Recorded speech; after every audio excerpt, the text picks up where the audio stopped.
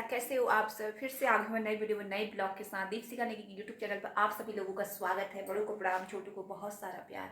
तो दोस्तों, आप लोग सोचोगे अपनी किचन से अभी स्टार्टिंग कर रही है, तो मेरी लाइफ ही किचन में कटती है सुबह से लेकर शाम तक। तो हाउस वाइफ जो होती है उसकी लाइफ ही ऐसी है कि वो सुबह से लेकर शाम तक किचन में ही उसका सारा काम, टाइम बहुत ज़्यादा टाइम किचन में निकलता है। तो मेरे आज की ब्लॉगिंग हो रही है सुबह की मॉर्निंग टाइम से। और मॉर्निंग टाइम क्या, वैसे तो 10:30 बज चुके हैं, बच्चे स्कूल चले गए हैं और दोनों बच्चों का भी स्कूल से पहुंचा के आ रही हूँ। और नाश्ता पानी मेरा हो गया है। देखिए बर्तनों का ढेर लगा हुआ है, बर्तन धोने, कपड़े भी धोने, बहुत सारा काम हो रहा है, बचा है। तो आज नेगी जी भी गाँव गए हैं तो थोड़ा सा अजीब सा लग रहा है, क्योंकि नेगी जी के साथ नाश्ता करते 20 शिफ्ट होती थी उनकी। तो हमारी सास की बहुत ज़्यादा तबीयत खराब हुई है, तो हम भी जाने वाले थे, लेकिन घर वालों ने कहा कि अभी थोड़ा ठीक है, तो इस वजह से हम नहीं गए, फिर रुक गए। और बच्चों का स्कूल भी था। चलो स्कूल तो कोई बात नहीं, लेकिन थोड़ा सा घर वालों ने सांत्वना दिया कि अभी थोड़ा ठीक हो गए हैं। और थोड़ा सांस बोलने भी लग गई थी, बोल रही थी, तो थोड़ा सा मन में चैन आ गया था। तो नेगी जी को जाना ही था। वो हम दिवाली पर भी नहीं गए थे, हमने गलत किया, हम दिवाली पर चले जाते तो ठीक रहता, पर हम गए नहीं इस साल। तो और क्या कहें। और बने रहे आप मेरे ब्लॉग पे, और आज जो कुछ भी होगा आप लोगों को दिखाया जाएगा। और मैं अकेले ही हूँ, और नेगी जी होते तो उनकी वजह थोड़ा अजीब सा लग रहा है, बुरा लग रहा है, पर कोई नहीं, आ जाएंगे 10-15 दिन में।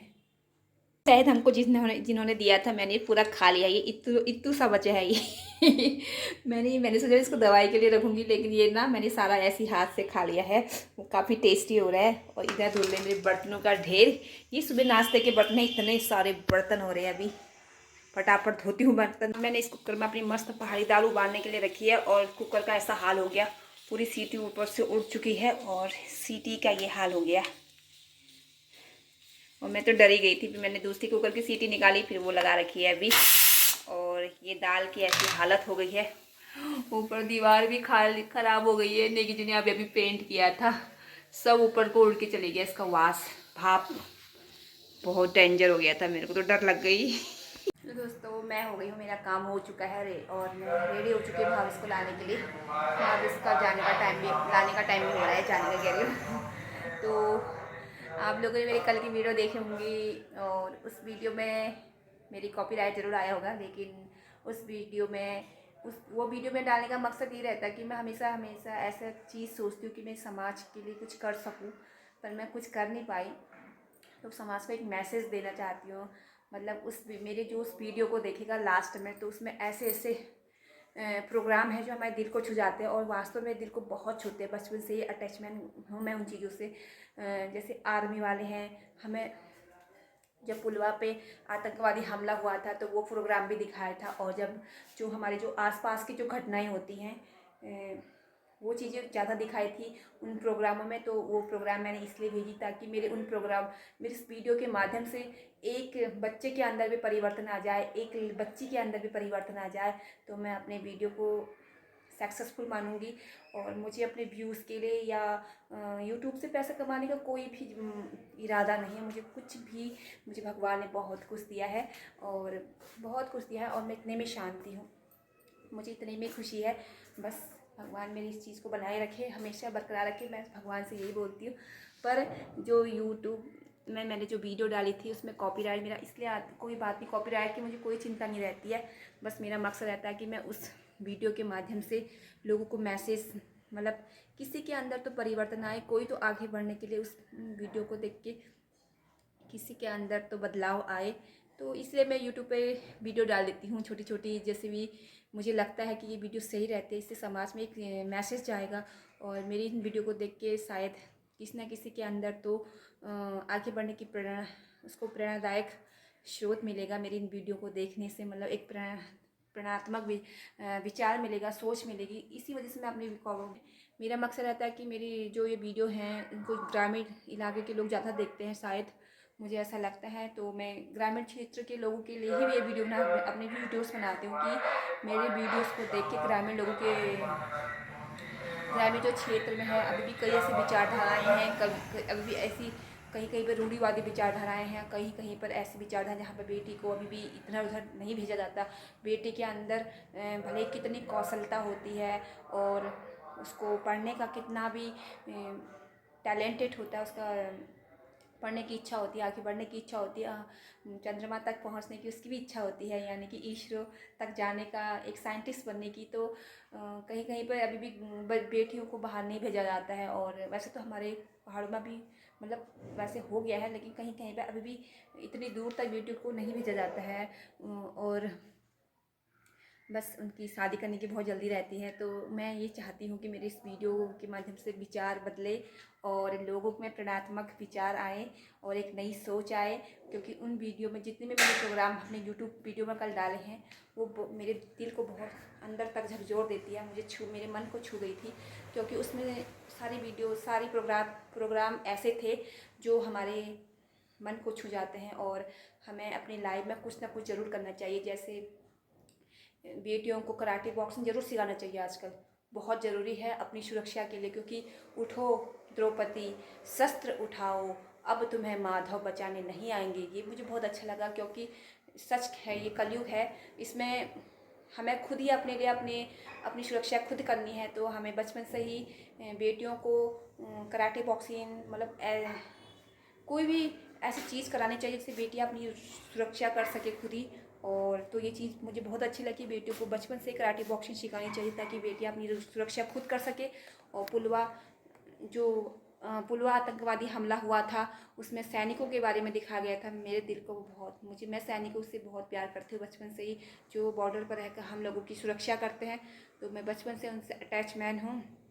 तो मुझे वो बहुत अच्छा लगा वो प्रोग्राम। क्योंकि हमें अपने सैनिकों को हमेशा याद रखना चाहिए, उनके बलिदान को नहीं भूलना चाहिए और उनको हमेशा याद रखना चाहिए। क्योंकि उन्हीं की वजह से आज हम जो कुछ भी कर रहे हैं, जो कुछ भी हैं, जैसे भी हम अपने देश में घूम रहे इधर उधर स्वतंत्र रूप से, सब उन्हीं की वजह से है। तो सैनिकों का भी मुझे बहुत अच्छा लगा। और मिसाइल का था, मिसाइल चंद्रयान तक की, मतलब हमारा भारत देश पिछड़ा हुआ नहीं है, हमारा भारत देश बहुत आगे कामयाबी की शिखर को छूने वाला बनते जा रहा है। और हमारा भारत देश इतना सक्सेसफुल होते जा रहा है कि उसने मून तक अपना सैटेलाइट मतलब मिसाइल भेज दी, मतलब वहाँ तक अपना वो चले गया है चंद्रमा तक। तो ये चीज़ भी मुझे बहुत अच्छा लगा। तो और उसमें एक बेटी अपनी बचाव के लिए जो करती है, वो प्रोग्राम में मुझे बहुत अच्छा लगा था, मेरे मन को छू गया था।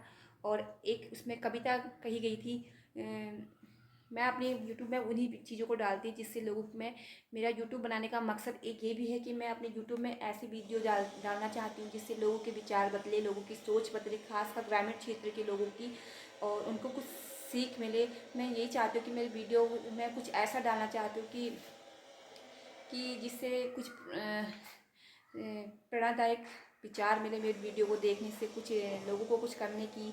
तो ऐसा मैं सोचती हूँ, पर मेरे पास ऐसा है नहीं। कुछ कभी कभी मुझे मिल जाता है तो मैं डाल देती हूँ जो मुझे अच्छा लगता है और जो मुझे लगता है कि सही है, इससे लोगों के विचार बदलेंगे। लोगों के मेरे क्या पता मेरे वीडियो 100 लोग भी देखते हैं तो उसमें से एक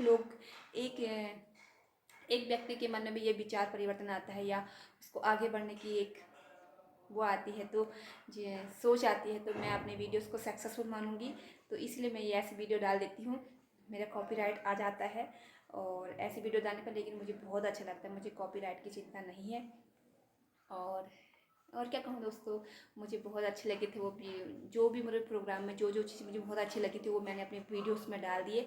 और आप लोग मेरी वीडियोस को देखना और लास्ट में देखना है, आप लोगों को भी उनको देख के ऐसा लगे, मतलब एक नई उमंग आएगी, नए विचार आएंगे, नई सोच आएगी। और बेटियों को आगे बढ़ाने के लिए भी आपके मन में नए नए विचार आएंगे कि बेटियाँ कितना कुछ कर सकती हैं। और बेटियों को अपने पाँव पे खड़ा होना बहुत ज़रूरी है आज के टाइम में, बहुत ज़रूरी है। और अपनी सुरक्षा के लिए उसे बचपन से कराटे बॉक्सिंग या खेल कूद से ज़रूर जोड़ना चाहिए, जिससे वो शारीरिक रूप से इतनी मजबूत हो सके कि वो अपनी सुरक्षा खुद कर सके। क्योंकि उठो द्रौपदी, अब मतलब शस्त्र उठाओ, अब माधव तुम्हें बचाने नहीं आएंगे, ये सही कहा है। क्योंकि उस टाइम तो माधव ने, कृष्ण भगवान ने द्रौपदी की लाज बचाई थी, उनकी रक्षा कर दी थी, लेकिन अब हमेशा कृष्ण भगवान यहाँ नहीं आएंगे। तो हमें हर बेटी को अब ऐसा शारीरिक रूप से इतना मजबूत बनाना चाहिए कि वो अपनी सुरक्षा खुद कर सके, खुद उन दरिंद्रों से लड़ सके जो उसे परेशान करते हैं या दुखदाई बहुत घटनाएं ऐसी होती हैं दुखदाई, तो मुझे वो प्रोग्राम बहुत अच्छे लगे थे, इसलिए मैंने अपने वीडियोस पर डाले हैं। तो दोस्तों बस आज की वीडियो ऐसी ही है मेरी, और